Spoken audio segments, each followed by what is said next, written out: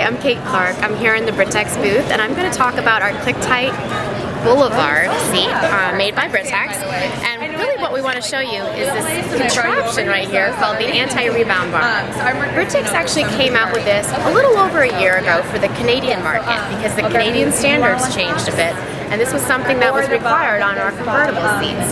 So again, how we usually do things is whatever's the safest way possible to transport children. We want to make sure children across the country, in Canada as well in the US, are taken care of. So just recently we added the anti-rebound bar to our Advocate Click-Tight and our Boulevard Click-Tights just back in September. And you can get that on the Circa fashion, which is the all-black fashion, or if you're a Click-Tight owner, Marathon, Boulevard, or Advocate, you can buy this as an accessory in the US. This actually decreases the rebound effect in a rear-facing car seat by 40%. So especially with the kids that are bigger in these seats, there's going to be more momentum coming back in, and some of their heads can actually hit the back of the vehicle seat. So what we want to do is have this laying up against the vehicle seat so that when I'm a driver and I slam my brakes on, when the seat goes backwards and rebounds forward, this is going to prevent it from hitting the back of that seat. So now if you look on the side of the seat, you can see our integrated steel bar. Anything that's metal exposed, it comes down, it's underneath the plastic here, and then you can see it exposed again right here underneath the seatbelt. It's actually hollow when I peel back the cover, and I think, Lisa, you can probably, if you get that angle, can you see down there okay? Right where my thumb is where I'm going to install it. It's kind of dark down there, but this is actually going to go in right where that dark spot was, and I'm going to do the same thing on this side.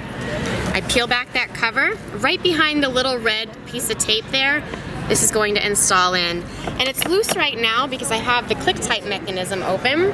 When I lock the Click-Tight, it's going to lock the anti-rebound bar in place. But before we do that, we want to make sure that we buckle the seatbelt, and I thread it through the rear-facing belt path. And on my side, I'm just going to buckle it in. And if you're not familiar with Click-Tight, which I'm sure you are, just a reminder, you don't have to lock the seatbelt. You just have to make sure that the shoulder and the lap belt are completely parallel. There's no extra slack floating around in there. But you don't have to pull it tight, and you're not going to have to put your knee in the seat. You just want to make sure the seat's positioned correctly. And you're just going to listen for that click. So we're just going to push this down, 1, 2, 3. And I heard it click.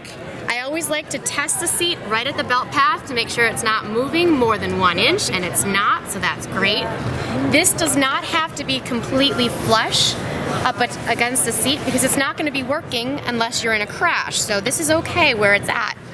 Like I mentioned, it's going to reduce that rebound effect by up to 40% in a crash, all dependent on the type of crash, so that our little teddy bear here stays nice and secure.